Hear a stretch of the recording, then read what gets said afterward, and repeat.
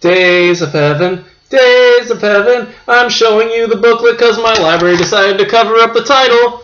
As they do. Seriously, in the middle of the DVD, really? Somebody screwed up on this one. It's probably our library because this DVD's been out since 2007 or 2008 or whenever it came out.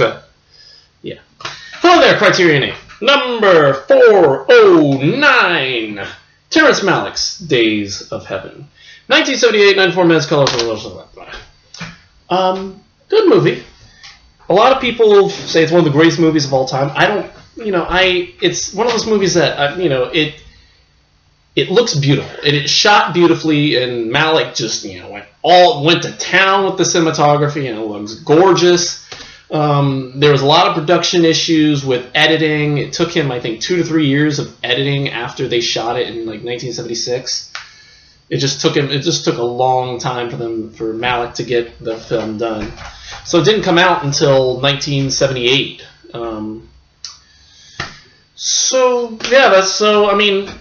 one of those movies that it looks beautiful, but the plot and the story just kind of wavers from time to time. In the end, it still works as a good movie. So anyway, and great cast. The great Richard Gere as the star as Bill. We got Brooke Adams as his girlfriend Linda. Oh no, I'm sorry, his girlfriend Abby. Linda is played by, who is Linda played by?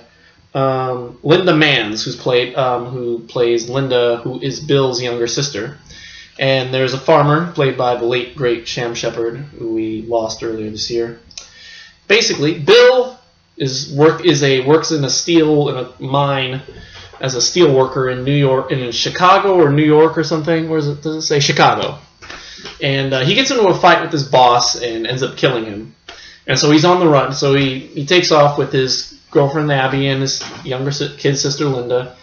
And he gets a job working as I forget what they call it. He just basically works on a farm. And the farmer, whose name I don't think we ever get, and we must not get because it just says the farmer, Sam Shepard. So the farmer. And so in order to, because, they didn't want people, this was set in 1916, I think. And so the whole film is narrated by Linda, who has must be played by multiple people because her voice changes. Every time she talks, it's it sounds like a different person, And so anyway, Linda narrates and she says a bunch of stuff. But anyway, Bill and Abby have to pretend like they're brother and sister because they're not married. So it would be kind of weird if they were just two young lovers running away. And so because of that, the farmer ends up falling in love with Abby. And, he doesn't think there's anything wrong because he doesn't know that Bill is boinking Abby and all that.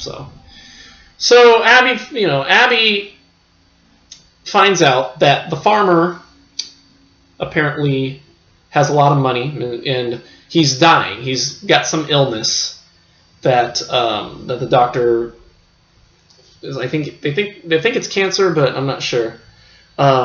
So Bill comes up with this idea: marry him. He'll die. We'll inherit the money and all that good stuff. And so Abby decides to go along with the farmer's pretenses and whatnot, and they get married. And she, feigns this relationship with him while she's still secretly, in love with Bill. And Linda's, basically Linda just kind of runs around and does stuff. It's hard to describe Linda, but anyway, the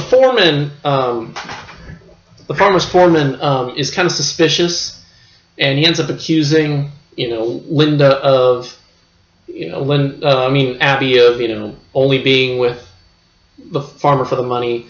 And the farmer gets upset and runs the foreman off, and the foreman corners Bill and says, "I know what you're doing," And so anyway, eventually Bill gets wise to Bill and Abby's relationship, gets upset, and at one point a locust swarm takes out all their crops, and in the midst of it all, the farmer goes after Bill to take him out, and he gets in anger and all that. And however, eventually Abby starts falling for the farmer. Actually, truly falls in love with the farmer because, you know, just because of Bill's attitude and all that. And so once it's confirmed that they're actually, you know, they're not brother and sister, he goes after Bill. The farmer goes after Bill one day while Bill's working on his car, and he plans to shoot him. However, Bill lunges in with a screwdriver and kills the farmer. Bill, Abby, and Linda have to run away again, and I'm like, it was like we're going in a circle here, you know. However, the police eventually catch up with Bill and Abby and Linda along with the foreman, who I guess tipped them off. And so there's a chase through the woods, and eventually Bill is shot dead. Abby leaves Linda. Abby eventually inherits the money because the farmer eventually dies, and she ends up leaving. She ends up leaving on a train because by this time, I guess the U.S. has entered the war, and so soldiers are leaving and all that. And so Linda decides to take off, and she leaves Abby at a boarding school, and Abby ends up running away. No, I'm sorry, got the names mixed up. Abby leaves Linda at a boarding school. See, Abby sounds like a little kid's name. Linda doesn't. Linda sounds like an older person's name. I don't know why. Abby leaves Linda at the boarding school. Abby goes off on a train with soldiers for the war. And Linda ends up running away with a friend at the boarding school. And that's how the movie ends. So, yeah, I don't get it. I don't get the plot quite well. So because of that, I don't know if I really like the movie too much. However, I'm not going to give it a bad rating because the performances are great. Richard Gere is fantastic. Sam Shepard killed in that one. Just Sam Shepard was amazing in that movie. And I'm pretty sure it was Sam Shepard's first big major film.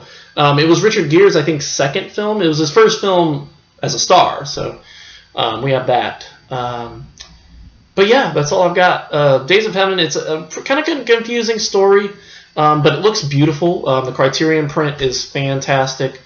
Malick just, I guess Malick just slaved over it, and the looks of it paid off. There are scenes where it's just like, whoa, and just the picture looks amazing. That's the best way to describe it. Now the question is what this looks like on Blu-ray. What the heck does this look like on Blu-ray? Maybe someday I'll know. I don't know if I liked it. I definitely didn't like it enough to pick it up. I'm not going to get this one, but I liked it enough to enjoy it. I mean, anything's better than this. This is better. Well, this is better than Solo and 50 Shades of Grey and sweet movie. And Hiroshima Mon Amour. Yeah, I'd much rather watch this. I'd much rather watch this. That's a tough one. Whichever one's shorter. Which one's shorter? This one's 90 minutes. How long is Hiroshima Mon Amour? This is a take. Hiroshima Mon Amour. Which one is longer? I think Breathless is shorter. Hiroshima Mon Amour is 90 minutes. Oh, so they're both the same line. Trash them both. I don't care. I'm not answering that right now. Anyway, Days of Heaven, B+. Giving it a B+. It's a good movie.